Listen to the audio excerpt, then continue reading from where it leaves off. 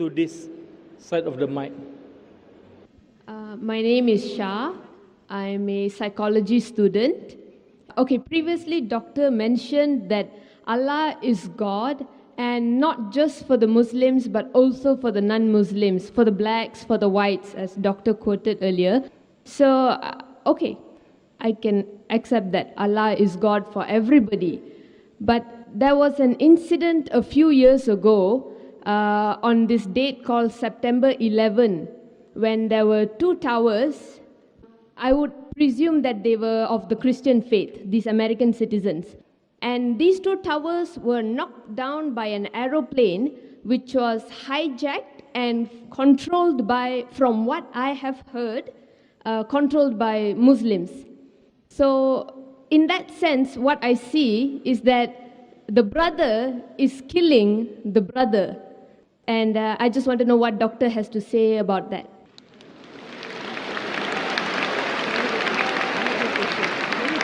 Sister asked a very good question, referring to 9/11.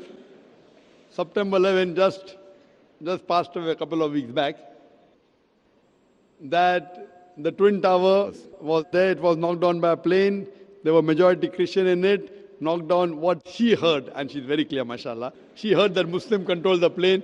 Sister, till now, it's only a hypothesis.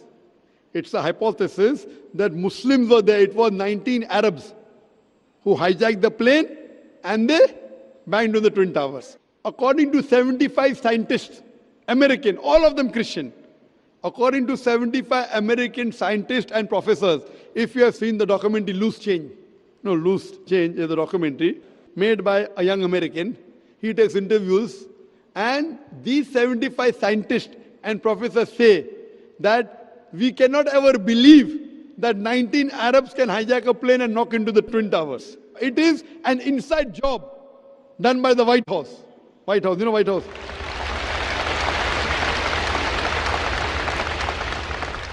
Now, I hear everything. I'm hearing from the news, Arabs have done it. I'm hearing from news that Muslims have done it. They found the passport of an Arab in the plane crash, which burned the pillars and all the iron rods, but did not burn the passport of the Arab. So someone wrote that next time they should make the army suit of the Americans in that passport material. I've given a full lecture on its terrorism Muslim monopoly. It is so effective. My lecture is so effective that the Westerners don't want to be in the country today.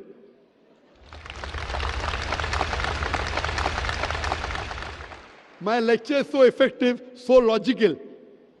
These people, these Americans, I'm quoting, I'm only giving you statistics, that they had an interview with the person who made the Twin Towers. He said that it's impossible that the fuel of the plane can melt the Twin Tower. And if you see the photograph, it was, the Twin Tower came in stages as though there were bombs planted in advance. There are many hypotheses. For example, there's a boy who's speaking on the mobile. Mother, I am Mark Binham. I am Mark Binham speaking. Point to be noted, at that time in 9/11, 2001, more than 10 years back, mobile could not reach that level. Point number one. Point number two, when a son speaks to the mother, why will he say Mark Binham? When I will speak to my mother, I'll say Zakir. I'll not say I'm Zakir Naik speaking. When I speak to my mother, I'll say I'm Zakir. I'll not say Zakir Naik. So what you realize, they are trying to make a story and blame. And that person on the mobile told the mother that it was Muslims. So all these documentaries you see, Loose Chain, Fahrenheit, many documentaries. If you ask me who did it, I would say I don't know. But as a logical person, the logical proof of loose change is much more logical than the proof given to me by the American government. And then they want to attack Afghanistan. Afghanistan give me proof, they want to give proof to Musharraf. Why? And I speak so openly. Westerners believe in freedom of speech, but they don't like my talk. So what they do, then prevent me to enter in the country.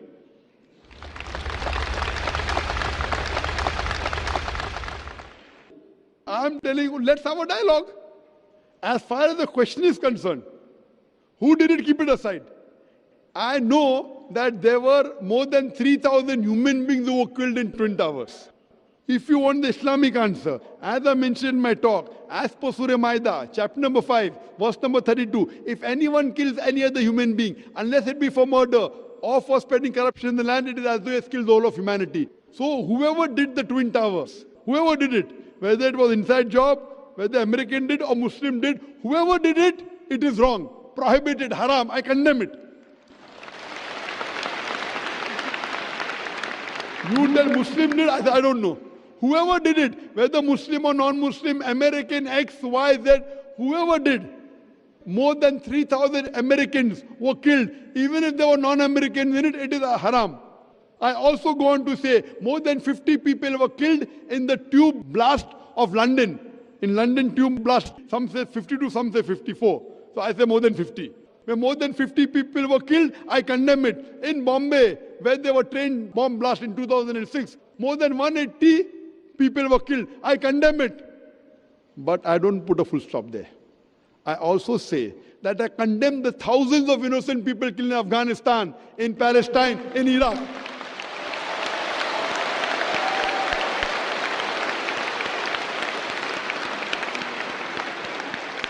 Now coming to the secret. No, I condemn 3,000 Americans killed, everyone is happy. I condemn more than 50 people killed in London tube blast, everyone is happy. I condemn more than 180 people killed in Bombay, everyone is happy. But when I say I condemn the thousands of innocent people killed in Afghanistan, in Iraq and Palestine, the Home Secretary of UK doesn't like it, so she bans me. Freedom of speech. When you want to criticize the Prophet of Islam, Muhammad Sallallahu Alaihi Wasallam, freedom of speech. And I said I condemn the innocent people killed in Afghanistan. No, I'm careful, because I'm a debater. Because if I say thousands of people killed, they say, oh, Zakir is supporting terrorists in Afghanistan. So I'm going out of my way to say thousands of innocent people killed in Afghanistan. They may be terrorists, Allahu Alam, I don't know. So I'm so careful. When I said America, I didn't say innocent Americans. As any American you kill, I condemn. In the Twin Towers, in the London bomb blast, in the Bombay bomb blast. But in Afghanistan, I said innocent, so it doesn't go down the throat. You know why? Because Zakir gets large audiences, no? Today the media wants to malign Islam, but if they have a person who's clarifying the picture of Islam, they want to ban him. Let's have a dialogue, come to common terms. So as far as killing innocent people, sister, whoever did it is to be condemned. But don't follow the media.